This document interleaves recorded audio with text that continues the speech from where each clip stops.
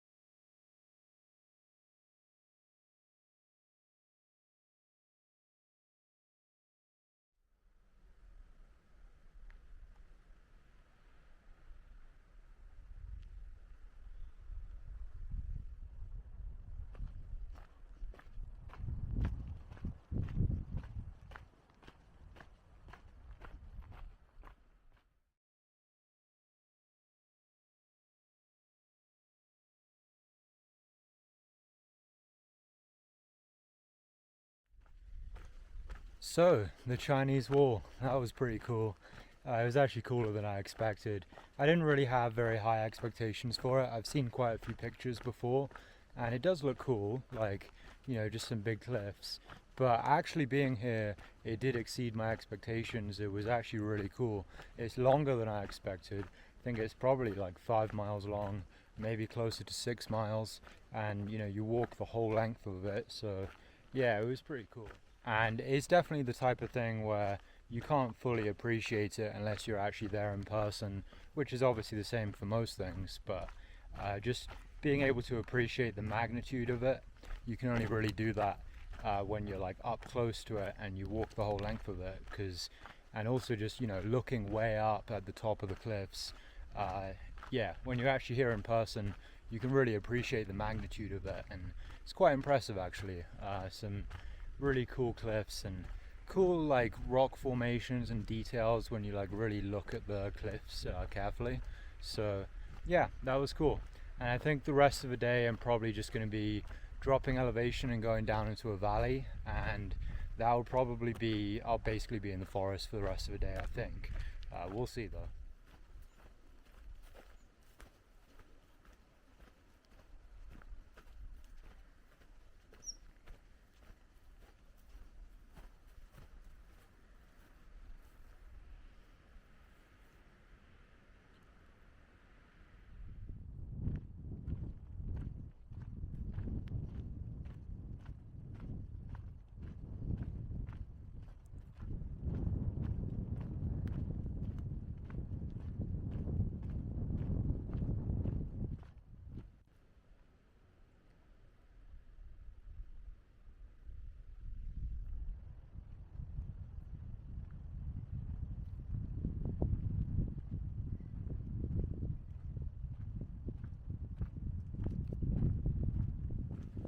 One thing I was thinking about with all those cliffs is I wonder if anyone's ever base jumped off of the Chinese Wall.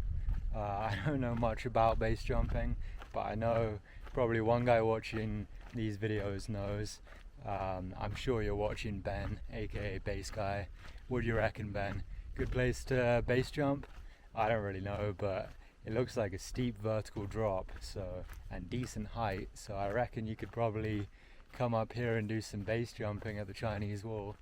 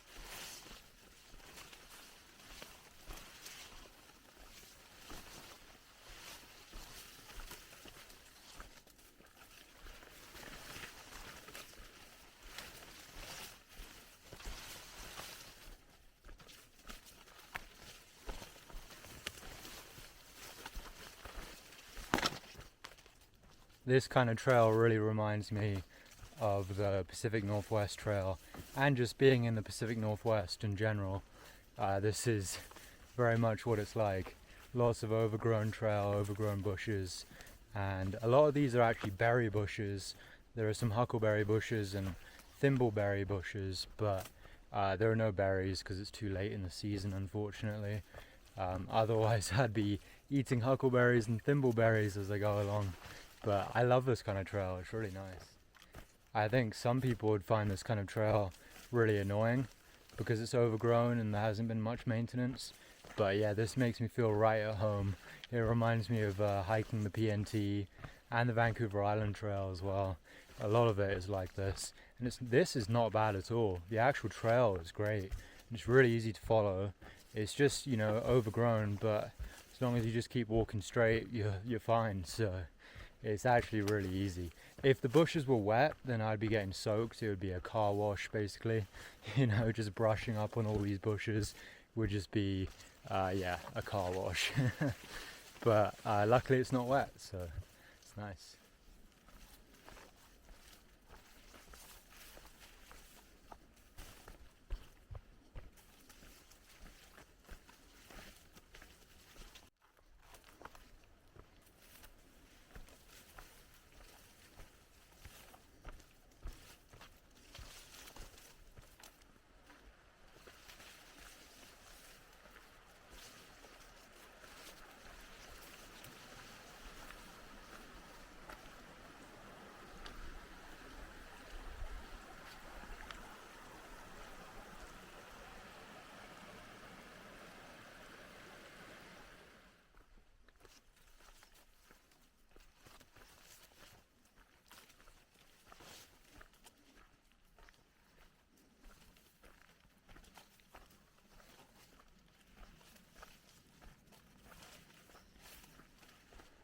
Alright, so it's about 7 o'clock now and I've done about 30 miles so far. I think I just reached 30.